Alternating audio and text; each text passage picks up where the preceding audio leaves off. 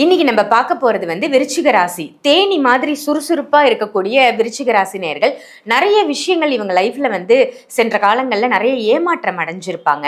இனிமே வரக்கூடிய இந்த சனி வக்ர பயிற்சியில வரக்கூடிய உறவுகளாவது இல்ல சொந்தங்களாவது உண்மையா இருப்பாங்களான்னு ஏங்கிட்டு இருக்கக்கூடிய விருச்சிக ராசிக்கு இந்த சனி வக்ர பயிற்சி எப்படி இருக்கு? தவறவிட்ட வாய்ப்புகள் அனைத்தும் திருப்பி கொடுக்க வக்ர காலத்தில் நடக்கும். முதல்ல இவங்களுக்கு குருபலன் இருக்கு, குரு பார்வை இருக்கு. ஃபஸ்ட்டு நல்ல விஷயம் என்னதுங்களா, எல்லா வேலை செய்கிற இடத்துலையும் நம்பி ஏமாந்த இந்த விருச்சகம் இனி தைரியமான டிசிஷன் எடுக்க போது நல்லவர் யார் கெட்டவர் யாருன்னு புரிதல் ஏற்பட போகுது. அப்போ இதுவே இவங்களுக்கு ஒரு மிகப்பெரிய நல்ல காலம். அதுக்கடுத்து குருபலன் 3ஆம் வீட்டையும் பார்க்கணும், சுப தகவல் வருதுங்க.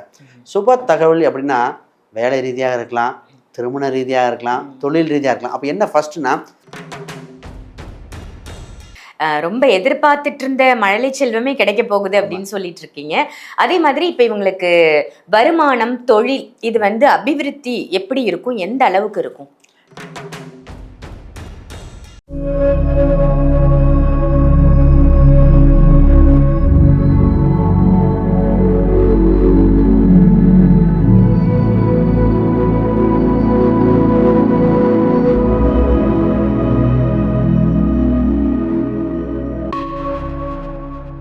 ஆன்மீக பரிகார நேயர்கள் அனைவருக்கும் அன்பான வணக்கங்கள். இன்னைக்கு நம்ம யாரை சந்திக்க வந்திருக்கோம் அப்படின்னு பார்த்தீங்கன்னா, அஸ்ட்ராலஜர், நியூமராலஜர், சோழி பிரசன்னம் பார்க்கக்கூடியவர், வாஸ்து உங்களுக்கு பிரச்சனையா இருக்கா, வாஸ்து பிரச்சனையை தீர்க்கக்கூடியவர்.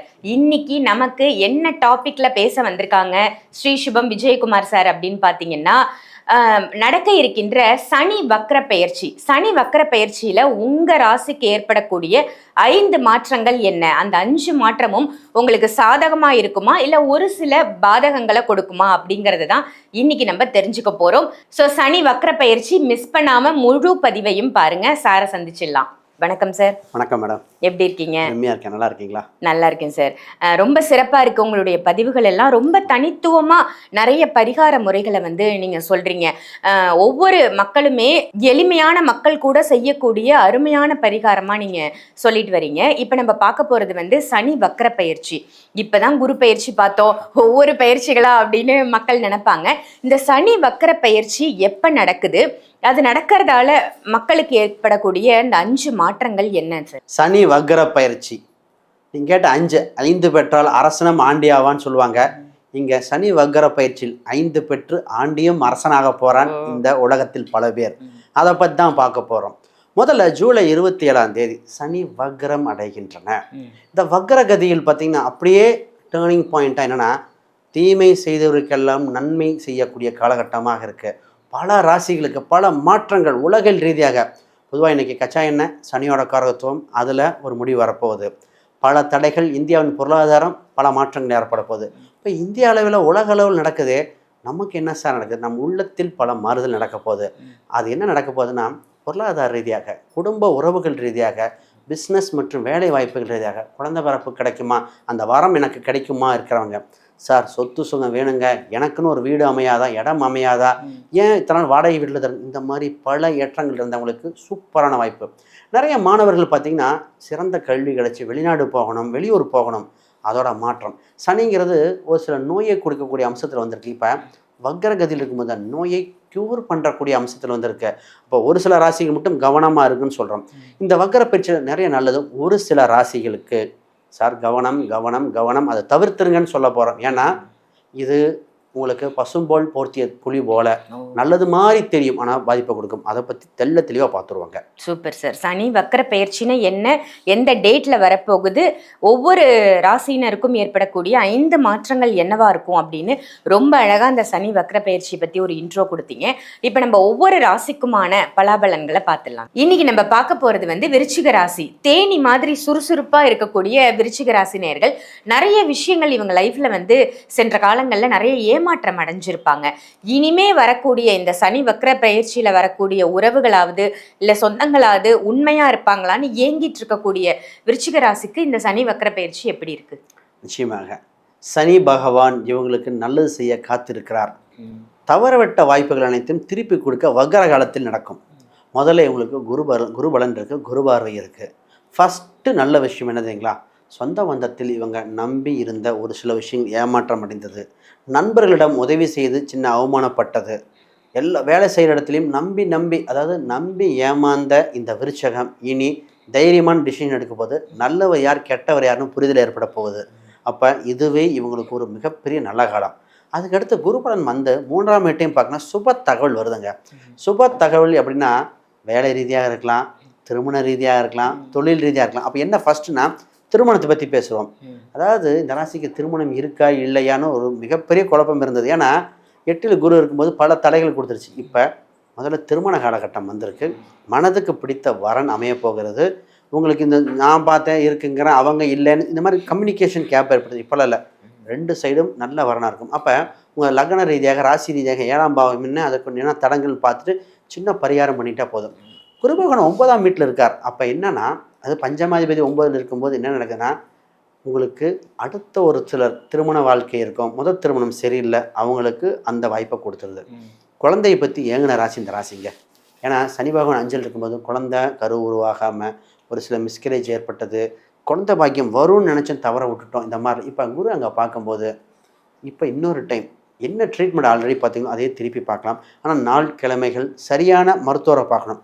சரியான மருத்துவர் தான் சார் பார்த்தோம், ஆனால் உங்களுக்கு செட் ஆகுமா? ஏன்னா நல்ல நாள் எல்லாமே நல்ல நாளான்னு பார்ப்போம். ஏன்னா அந்த டாக்டர் நல்லவங்களா இருக்கும். உங்கள் வைப்ரேஷன் ஒன்று இருக்குது. ஒரு சில பெயர் கொண்ட ஹாஸ்பிட்டல் அந்த மருத்துவர் பெயர்லாம் சூஸ் பண்ணி கொடுப்போம். ஏன்னா அந்த வைப்ரேஷன் உங்களுக்கு செட் ஆகும். அதுதான் இவங்களுக்கு சரியான அமையும். அந்த மாதிரி அமையக்கூடிய காலகட்டம். இப்போ மழலை செல்வம் கிடைக்கக்கூடிய காலகட்டம், குவா சத்தம் கேட்கக்கூடிய காலகட்டம் வந்திருக்கு. நல்ல விஷயம் தாங்க இவங்களுக்கு. Super sir. ரொம்ப எதிர்பார்த்துட்டு இருந்த மழலை செல்வமே கிடைக்க போகுது அப்படின்னு சொல்லிட்டு இருக்கீங்க.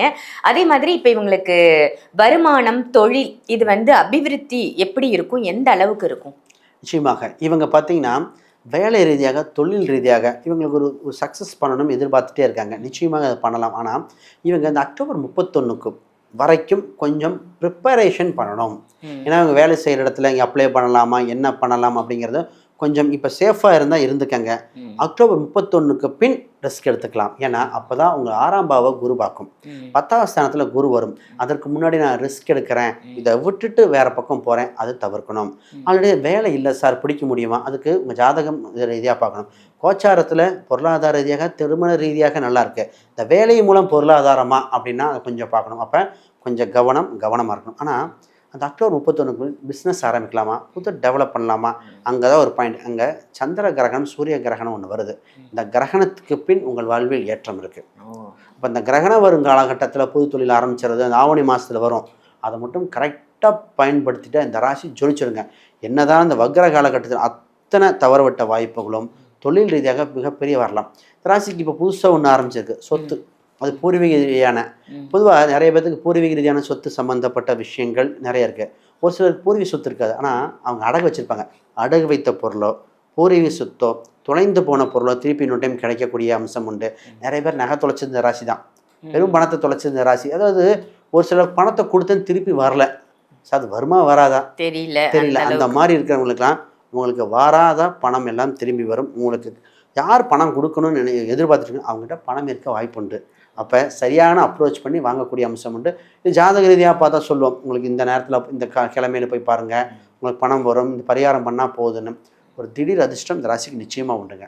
இன்னும் இவங்க லைஃப்ல ரொம்ப சிறக்கணும் இந்த காலகட்டத்தில்னா எளிமையான ஏதாவது ஒரு பரிகாரம் இருந்தால் சொல்லுங்கள். நிச்சயமாக இந்த ராசிக்கு ஒரு பரிகாரம் சொன்னால் அது குழந்தை வடிவத்தில் இருக்கின்ற முருகர். குழந்தை முருகர். ஆமாம், பாலமுருகனாக இருக்கலாம், தாமரை முருகனாக இருக்கலாம். இந்த மாதிரி குழந்தை வடிவத்தில் இருக்க முருகரை வழிபாடு போகும்போது மிகப்பெரிய யோகம் இருக்குது. நான் நிறைய பேருக்கு குழந்தை வேலைப்பெறலாம் கொடுத்துருக்கேன், சக்ஸஸ் ரேட் ஜாஸ்தி. இதே ராசிக்கு இந்த இன்னும் சக்ஸஸ் ஆகணும் அப்படின்னா 10ஆம் இடத்தை ஆக்டிவேட் பண்ணணும். அப்போ 10 சூரியனாக வருது. இந்த ராசி செவ்வாய் சுவாமிமலை முருகர். வஜ்ரவேல் வழிபாடு இவங்க வழி நடத்த போதுங்க. அப்போ வஜ்ரவேல் பொதுவாகவே அந்த ஒரு இடத்துல மட்டும் வேல் வித்தியாசமாக இருக்கும். வஜ்ரவேல் சும்மா வழிபாடும் பண்ணிக்கலாம். சூப்பரான காலகட்டம் இப்போது.